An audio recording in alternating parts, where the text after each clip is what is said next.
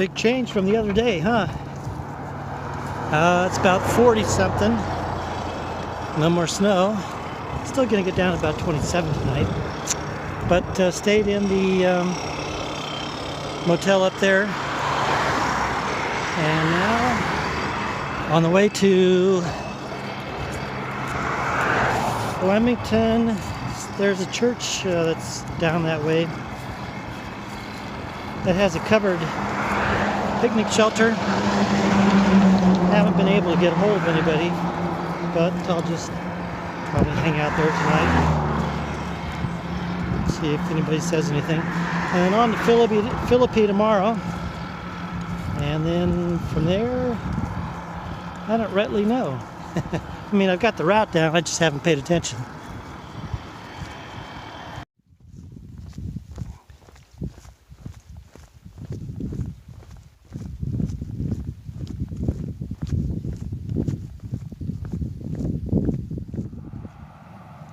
I just learned another piece of history.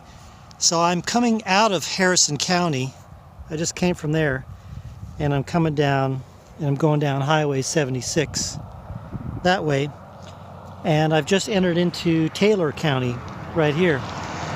But here's something interesting about Harrison County. Look at this. It was formed from another county. It was named after Benjamin Harrison, signer of the Declaration of Independence, and also the birthplace of General Stonewall Jackson. But something else now. Look at, you can learn something about Taylor County. Taylor was formed from Marion and Harrison, and it's known for Bailey Brown being the first soldier killed in the Civil War, the first Union soldier killed. Huh. All right, Taylor County and Mr. Bailey Brown, we thank you for your service. And then off we go. Have you ever wanted to buy a church? This one's for sale, looks like, from the looks of this old faded for sale sign. This is, yeah, it's for sale. This is just past Rosemont on the way into Flemington. So there you go. There's a church for sale.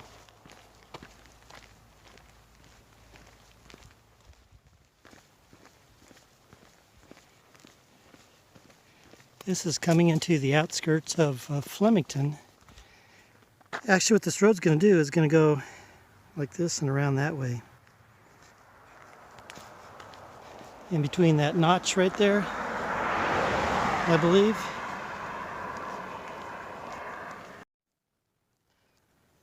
And this would be the little town of Flemington. And you can probably see that. There's a Dollar General there. That's about it. It looks like some sort of old plant or factory up there. Hopefully I'm going by it to see what we can see.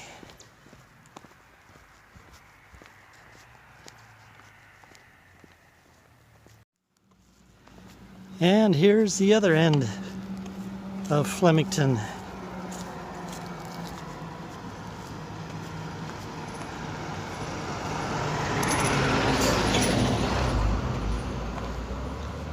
Let's see, I think I'm going underneath here.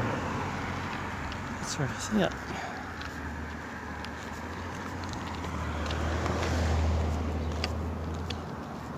Well, let me make sure.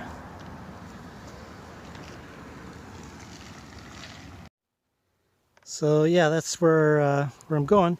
But first, let me show you something here. Haven't seen one for a long time. What am I talking about? One of these. Do you remember these? Some of you might even not remember these. Yeah. Used them in the days before cell phones. They used to be a dime, and they went up to a quarter.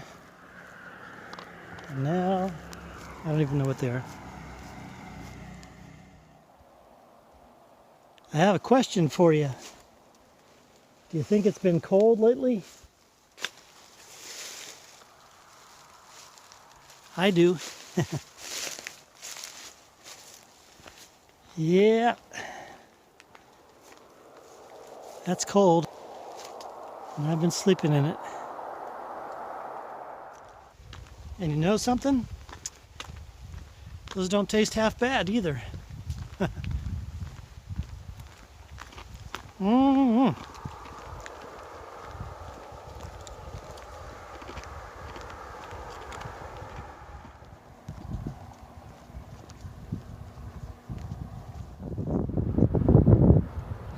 Do you remember back on one of the episodes in the Navajo Reservation when I showed you one of these? I'll put the link to the episode right up here on the top. I'll also show you a clip right here. This is a belt, a coal belt that takes the coal across the road. There's a railroad line right over there. Brings it across, and then they do their thing over here on the other side of the road. So take a look at this.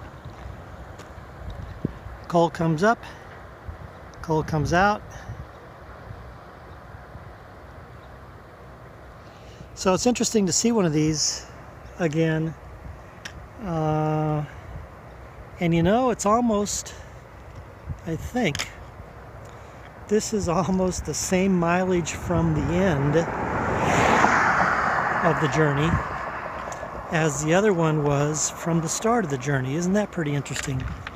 And these are the only two that I've seen on this whole trip. So, what are the odds of that, huh? Anyway, I'm just outside Philippi, West Virginia, probably 4 miles, 3.5 miles. Really interesting.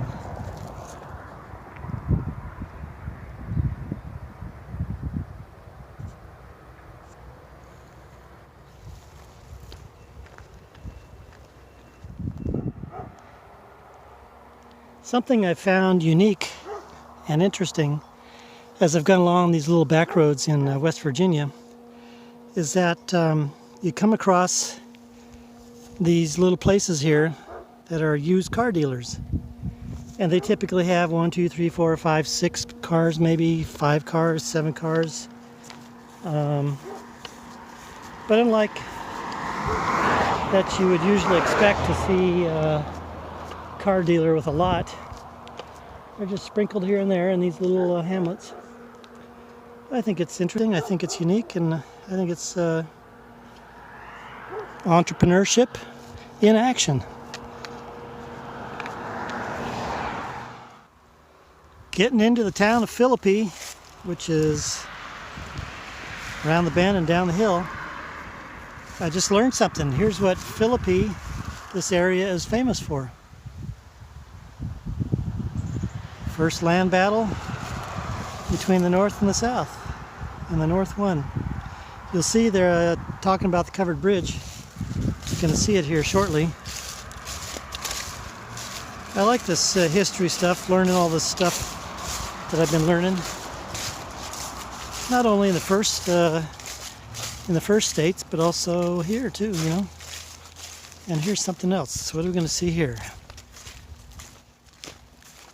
Yep, there's still snow on the ground. Birthplace of W.Z. Din, huh? Okay. And up here is a university, Addison Brodus University, something like that. I haven't seen anything about what he's famous for, but that's it up there. All right, down into the town of Philippi and the covered bridge. Well, here's a little bit better view of it.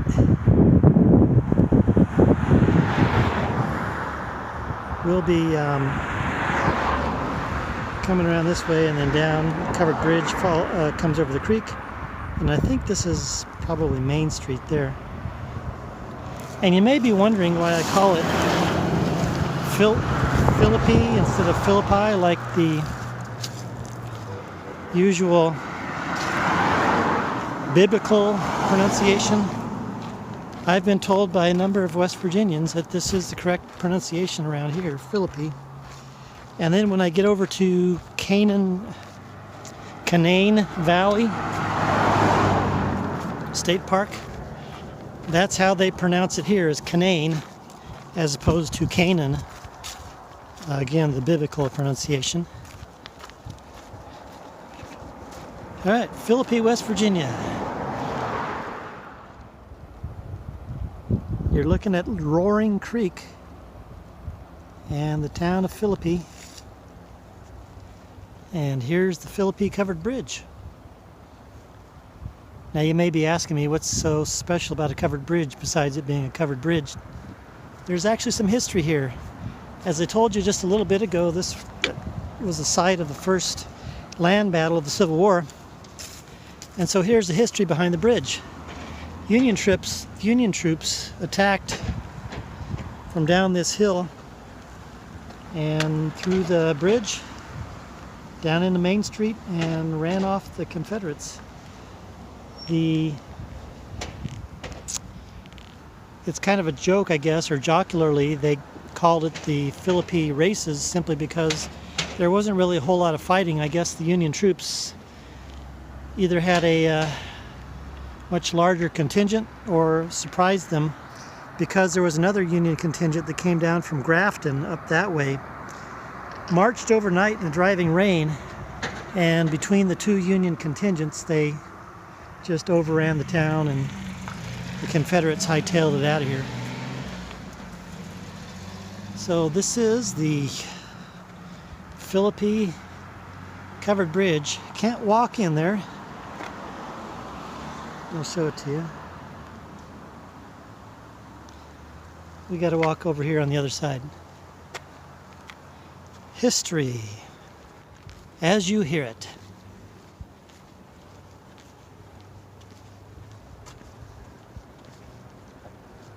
And look at all that snow still.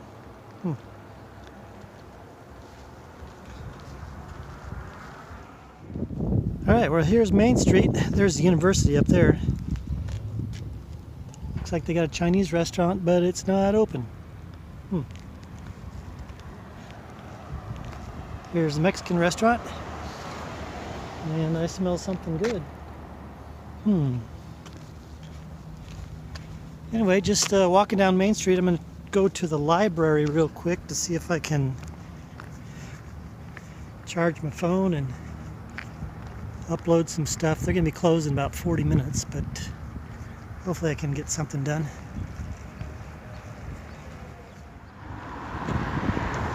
So here's the Barber County Courthouse.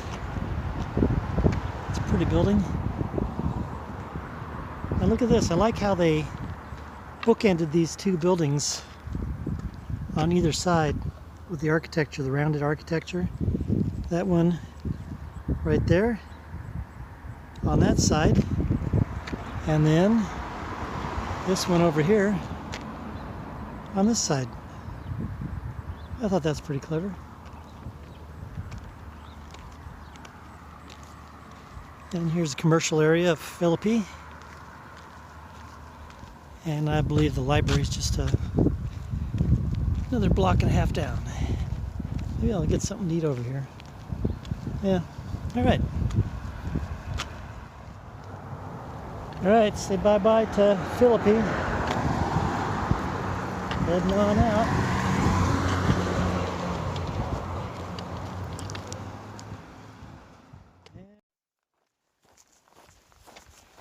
Well, basically a nonchalant day today, going from Philippi to a place called Brushy Fork. There's a church out there that's kind of just off on its own with a couple houses nearby. But that's about all that's over there. There's no way to contact them. There's no phone number or anything, so I'm just going to go show up over there. They've got a picnic shelter from what I saw on the aerial maps. And see what happens. Other than that, just walking a couple highways, and it's a nice day, but latter part of this week looks like it's going to be rain and snow. A couple of those days will be okay because that'll be my day off after 6 days. So I'll be at Canaan Valley Lodge, and then we'll see what the weather's going to do after that. Maybe I'll stay an extra day there if it's going to clear up, or if not, just head on out in the rain. You know what that's going to mean about the tent, huh?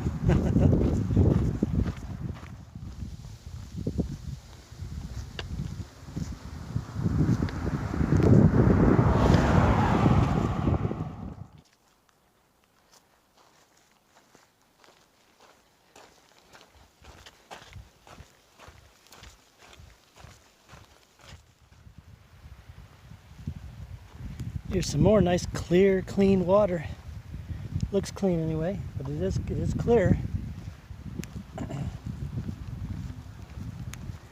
I didn't know what to expect, so I loaded up on water today, not knowing if I'm going to have any tonight, but hopefully I'll come across a nice creek like that and try it out. Yes, hello to you too. Hello.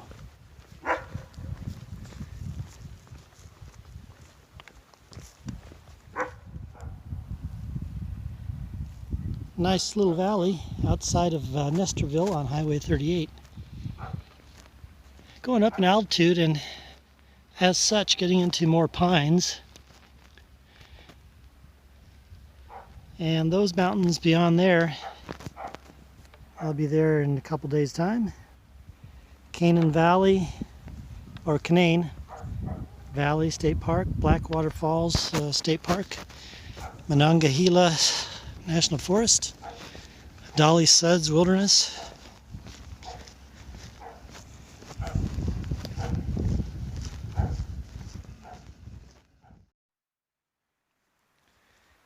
I had a visit last night. I had a visit by some dogs. They came from up there. First time I heard them, I thought they were some animal, so I just yelled out to scare them off, and they just started bark, bark, bark, bark, bark, bark, barking.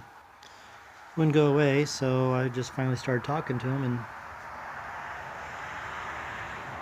after probably about 15 minutes of barking, they headed back up there. But then they came and visited me a couple of times during the night. I guess they couldn't figure out what's going on here. Who's up here? They aren't supposed to be here.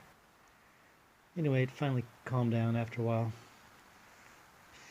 Now, off into the cold, down to Parsons.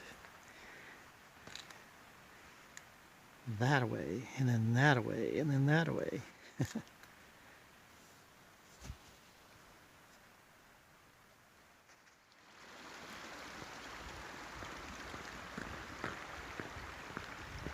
Looks like it's going to be a nice road. No traffic, I bet.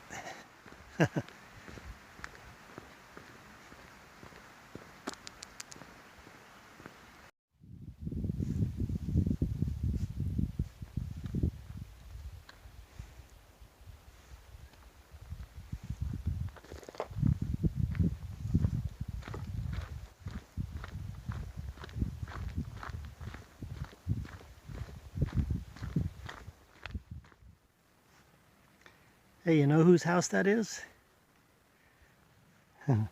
That's the warden's house for the National Forest here. Just walking around the road, minding my business, and I saw the sign. Doesn't look like anyone's home, although the car's there, but no fire coming from the fireplace or anything, so they must out be working. Get all that snow.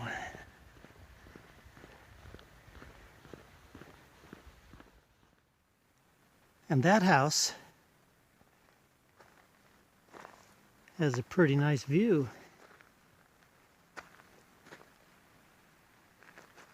And how fortuitous that they have this gap in the trees here so that they can enjoy the view year round. Pretty.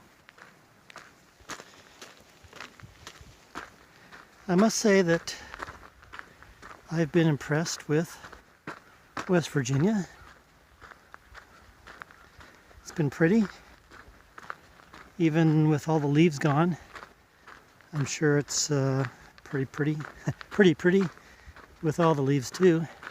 Just think what it would have been like with all the colors, like I had in there in Ohio.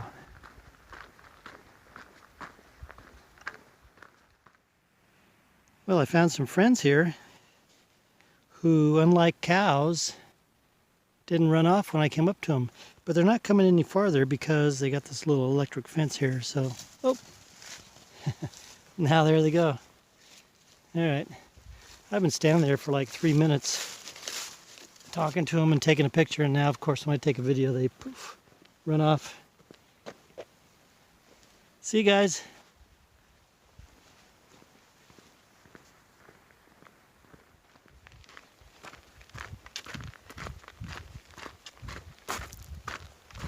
I'm in the forest here, the National Forest, but I want to point something out.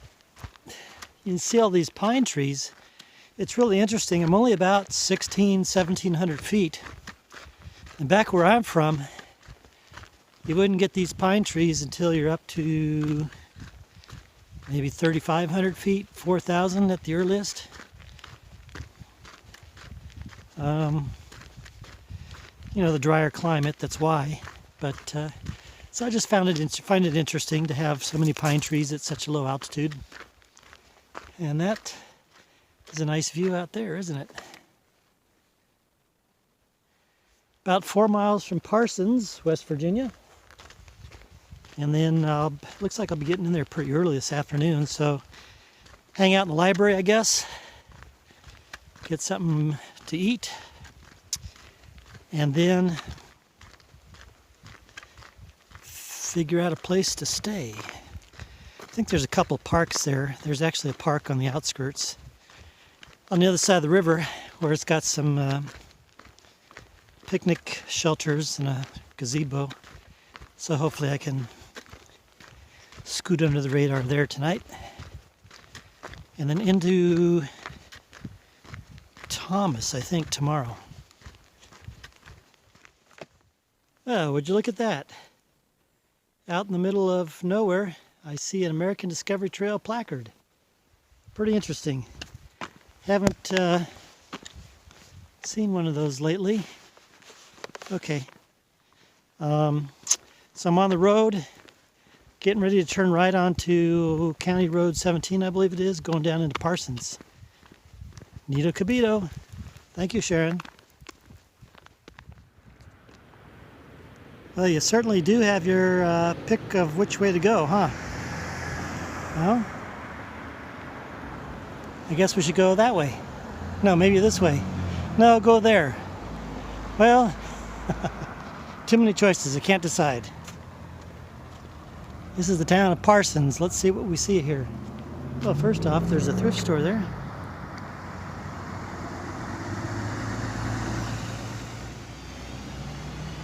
Uh-huh.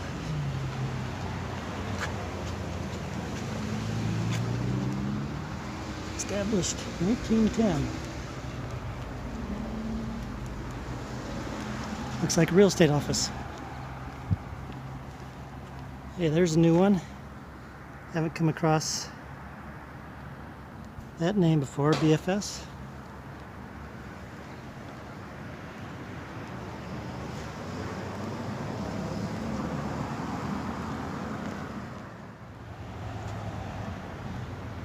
There's the War Memorial for Parsons, and here it is, the county courthouse.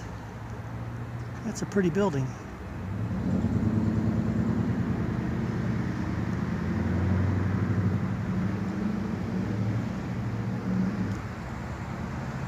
Something interesting happened here back in 1892. A black woman sued for not getting equal pay. Guess what? She won.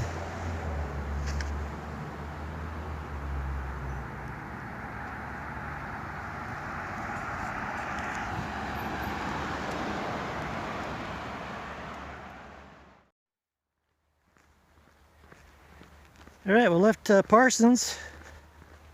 Thank you, Our Lady of Mercy Church, for letting me stay in your church hall last night. It was nice to be in a little warm spot. Now I'm on the Allegheny Highlands Trail, and instead of being on the road, that's nice. Here's a little look at it.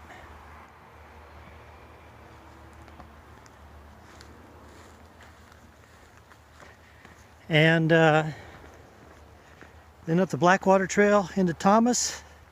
Get to stay at another church. It's actually St. Thomas Aquinas, so thank you there. And then the next day will be Canaan Valley Resort. Take a day off there, and then the next day I'll be off into the rain or snow.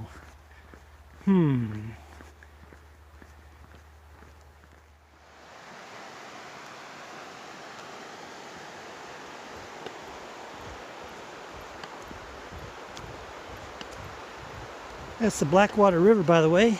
I'll be following that up to Thomas, so up here a ways I'll just be turning left and going up the mountain. I think it's about 1,000 feet in 10 miles, so shouldn't be too much of a grade. Even though it's overcast and everything, it's actually warmed up a little bit. It feels, I mean, it's cold, normally speaking, but it's a little bit, I think, less cold than it was yesterday. Well,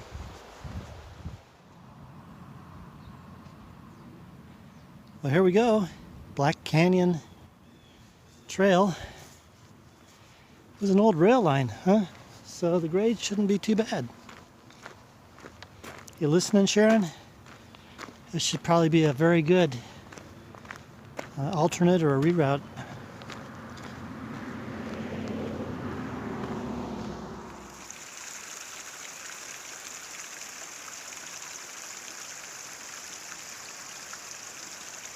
Refreshing, isn't it?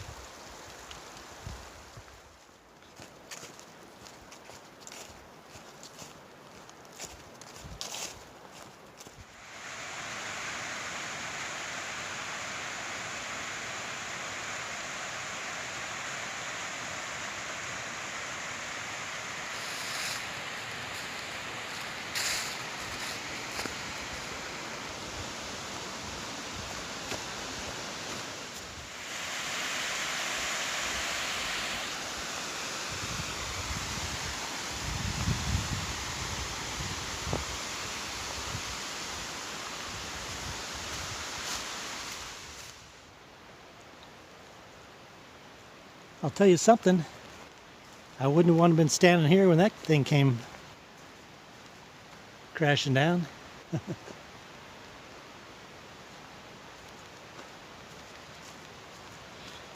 Trail's changing quite a bit here, round and around to the north side of the mountains. Really gotten cold. And then you can't see it, but over there on the other side, there's a few places that got some really big icicles. They got to be at least 4 feet wide at their base, and then 20, 30 feet in length. Anyway, interesting trail here.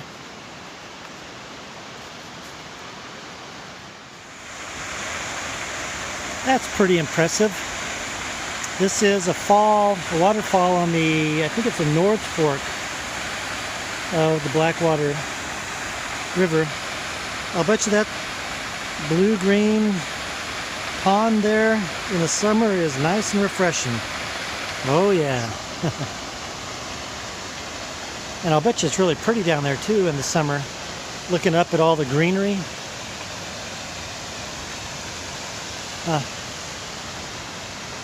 Well, passing through the gate here, and that means I'm not too far from the town of Thomas. And look at this too. I want to point out this dirt. It's really, really black. I don't know if this is coal country underneath here or not. Oh, here's some nice icicles too. I'm kind of schizophrenic right now, aren't I? Look at these guys.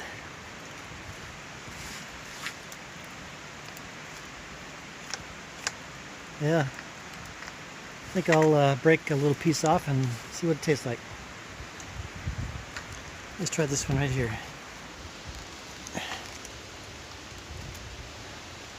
Oops.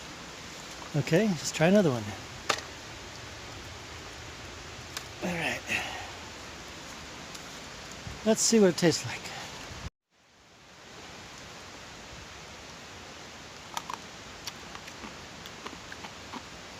Yeah, tastes pretty good. I'll munch on this for a bit. I'm going to look down at the falls here.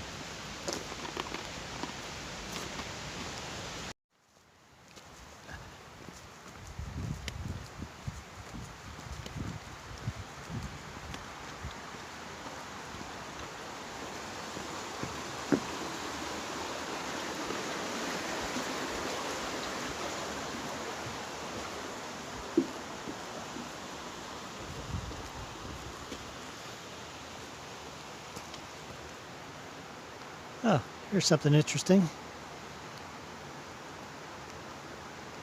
One of the most grueling rail operations in North America. Huh. That wasn't a bad grade, though. You couldn't really read that sign because it was too small, but some of the stuff was talking about how the grade, even though it wasn't that bad, in some places it was such a grade that they had to, if it was a 90-car train, they had to put 9 locomotives on it to get it up to the top here. And it had a couple other anecdotes, had a few other anecdotes from people that lived in the area back in the day. And one guy said that sometimes when they were kids, they would put soap on the rail lines. And when the train would get to that spot, it would make the train it would make the train wheels spin and everything like that, and which would cause a lot more heavy soot and smoke coming out of the steam engine. And then there was another comment saying you hoped that that never happened on a Monday when they had their wash hanging out. Oh boy, kids will be kids in any age, right?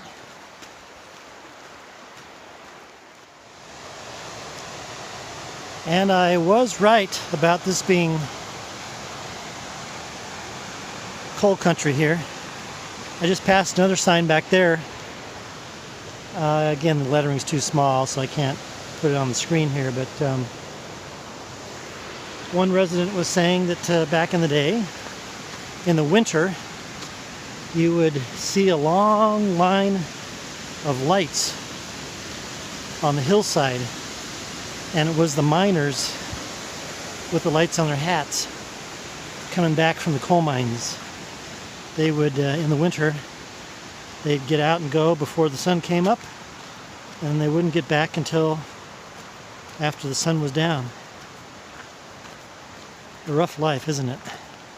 That coal mining work. But yeah, this dirt is really dark.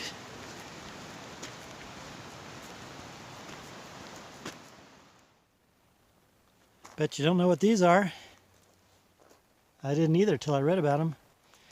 This is how they transformed coal from coal to coke. And no, not the stuff you drink. What they would do is they would mine the coal, and the coal would of course have its impurities like sulfur and other stuff. So what they did is they put coal the raw coal into these brick-lined ovens, and they would set them ablaze, set the coal ablaze, and then close it up. And over a period of about 48 hours or so, the coal would transform from this stuff that had the impurities in it to this pure type of pure coal, which you call coke, which is used in still used in steel mills today for getting a hot heat in order to get the steel all formed and all that sort of stuff. But anyway, of course, coal mining and coal processing and coke making all had its environmental drawbacks, from polluting the water, acids in the water and stuff, and then the clear cutting. Here's some more ovens right here. Clear cutting the hillsides for surface mining, or for I guess fires and stuff for the coal. And look, I wonder if this is a piece of coal right there. Anyway, so what you see along here, these bare spots on the hillside, is where the state of West Virginia in the 90s came and started reclaiming the land, planting grasses, trees, things like that, and building new runoff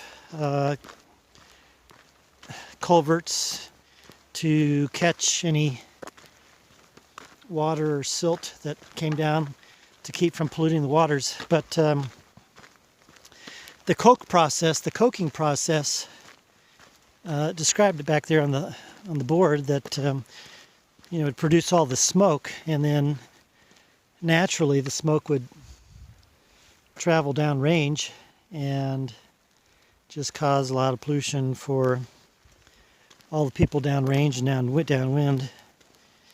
So, I guess in our strive for modern conveniences, no matter what age, there are to be environmental impacts. And you see it here with the coal, and of course you'll see it in other areas with mineral mining and all sorts of other things that we get of natural resources out of the earth in order to make our stuff. Just like these phones and stuff that we use, and cameras, and all that stuff in our houses, our cars. And again, back in the old days, before what we consider modern conveniences, they had their modern conveniences, which extracted its own kind of toll on the environment in those days, albeit on a smaller scale, but still. But this is pretty country nonetheless. Yeah. So we're actually called the Harford County Ridge Raiders. Hartford We County hike Ridge Raiders. twice a year. All right, yeah. Twice a year. There you go. So they're getting ready to do a long hike. They're going to walk across America too.